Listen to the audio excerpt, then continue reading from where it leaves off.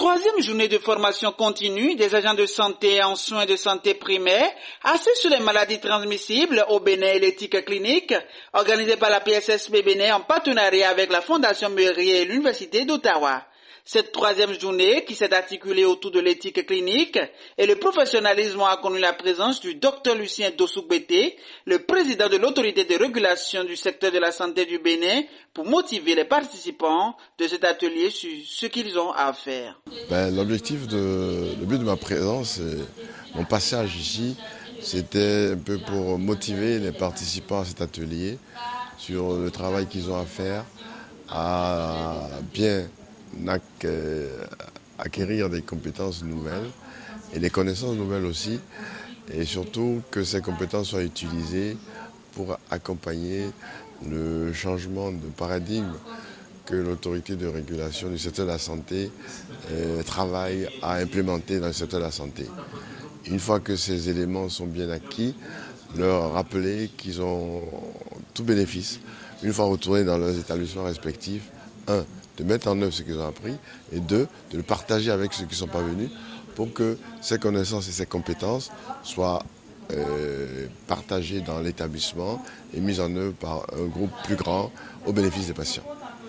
Il ne manque pas d'apprécier le laps de temps passé avec les participants avant de les encourager. Le temps d'échange que j'ai eu avec eux est très favorable parce que, ils ont tous conscience des écarts qu'il y a dans la pratique dans l'écosystème sanitaire au Bénin, et ils ont d'eux-mêmes évoqué certaines approches de solutions pour que l'implémentation de tout ça se passe dans l'intérêt de l'amélioration de la qualité. C'est d'encourager ce type de formation pour qu'il y ait plus d'acteurs qui participent et que surtout que ça ne soit pas des formations pour des formations, mais des formations pour changer le comportement, des formations qui obligent à implémenter au niveau des établissements respectifs. Dr Jean Roy, médecin généraliste et formateur, revient ici sur les notions et clés partagées sur l'éthique clinique au cours de cette troisième journée. Aujourd'hui, on a parlé d'un sujet peut-être un peu plus philosophique. On a parlé d'éthique clinique. En fait, on a essayé de définir ce qu'est l'éthique clinique moderne, qui est une science assez jeune, en fait. On y a mis les bases plutôt récemment. Alors, grosso modo, on a mis les bases de ça, puis on a décrit un genre de méthode pour composer avec des problèmes ou des défis ou des dilemmes éthiques qui se passent dans nos cliniques. Par exemple, le désir d'un patient qui peut être différent du désir de sa famille, des situations complexes où un patient ne veut pas divulguer sa maladie. En tout cas, il se passe toujours en santé des situations qui sont difficiles à résoudre. Et bon, on a donné un genre de marche à suivre qui peut aider à encadrer la décision. Mais grosso modo, ce qu'on suggère, c'est aussi de discuter, que tout le monde ait l'opportunité d'exprimer ses besoins, ses valeurs, ses inquiétudes. Donc les patients, les familles avec l'équipe traitante, mais aussi les soignants entre eux, pour essayer ensemble de trouver la meilleure solution possible à des situations qui sont souvent difficiles et qui paraissent peut-être insolubles. Donc c'est pas vraiment une recette, c'est des éléments qui peuvent, somme toute, finalement améliorer la rencontre professionnelle de la santé patient, puis améliorer la qualité des soins aussi, parce qu'on essaye, le but c'est toujours le même, d'être centré sur le patient, puis de lui fournir le meilleur appui médical, psychologique, social possible pour que sa santé s'améliore. Bien, moi, j'ai trouvé qu'ils sont arrivés assez rapidement à décrire des situations problématiques, donc, et ils ont dit qu'ils ont beaucoup profité de la formation, que c'était très pertinent, que ça allait les aider. Bon, comme à chacune de nos formations, on prend beaucoup de temps après ça pour qu'est-ce que vous avez retenu de la formation, qu'est-ce que vous pourriez changer dans vos milieux. C'est vrai que c'est une journée où c'est un peu plus philosophique, c'est un peu plus au niveau des idées, c'est plus difficile de trouver tout de suite concrètement qu'est-ce que je pourrais changer dans mon milieu, mais je pense que c'est des choses qu'on a semées et qui vont finalement, je pense, les aider à grandir comme équipe soignante et à offrir en bout de ligne peut-être des soins optimisés aux patients. Troisième journée de formation, un vrai rendez-vous de donner et de recevoir qui a permis à nombreux agents de santé qui apprécient bien cette formation qui leur sera d'une importance capitale. Concernant cette journée, nous avons retenu assez de choses. comme le respect de la confidentialité des patients, surtout les patients, les prises en charge des PV-VIH, qui ne se respectent pas trop dans nos structures. Aussi, le droit à l'information, les droits des patients. Tous les patients ne sont pas informés de leurs droits. Nous avons appris ça. Nous avons aussi appris le professionnalisme, le rapport entre le professionnalisme et la profession. Nous avons appris. On a aussi réussi à faire la différence, grâce à l'atelier que nous avons présenté aujourd'hui, la différence entre le droit, l'éthique et puis la déontologie. Désormais, je crois que nous pourrions faire la part des choses dans nos différentes structures et nous pourrions mieux prendre en charge les patients.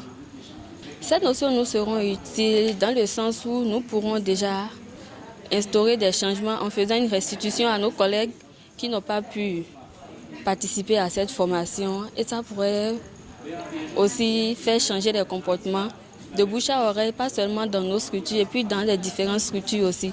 Ça pourrait faire changer de comportement à nos collègues pour une meilleure prise en charge de tous les patients et aussi pour le bien-être de nous, agents de santé, puisque ça nous facilitera la tâche. Aujourd'hui, nous avons parlé sur l'éthique clinique. On a parlé aussi du professionnalisme. Donc, par rapport à l'éthique, nous devons faire l'exercice de notre profession selon les éthiques cliniques, régies par des règles. Donc, il est dit qu'on doit passer plus de temps à écouter nos patientes et comme ça, on pourra comprendre à fond ce qu'elles ont comme problème et pouvoir savoir gérer efficacement sans mélanger les choses. Donc, nous devons user de notre professionnalisme, faire ce qu'il faut faire en son temps et ne pas administrer des soins qui ne valent pas la peine alors que la patiente n'a pas besoin de ça. En ce qui concerne l'éthique clinique, c'est très important et pour les patients et également pour le personnel de santé. Parce que l'éthique clinique fait ressortir les valeurs, les normes que nous devons appliquer aux patients pour les mettre à l'aise, pour obéir à leur opinion, c'est-à-dire respecter leur opinion, et aussi les mettre les proches à l'aise et tout et tout. Et si nous venons maintenant dans le cadre des agents de santé, l'application des notions de l'éthique clinique renforce la qualité des soins et services que ces derniers offrent aux patients. Pour meubler la troisième journée de cet atelier de formation, les participants ont bénéficié d'un dîner et aussi de vrais moments ludiques. Encore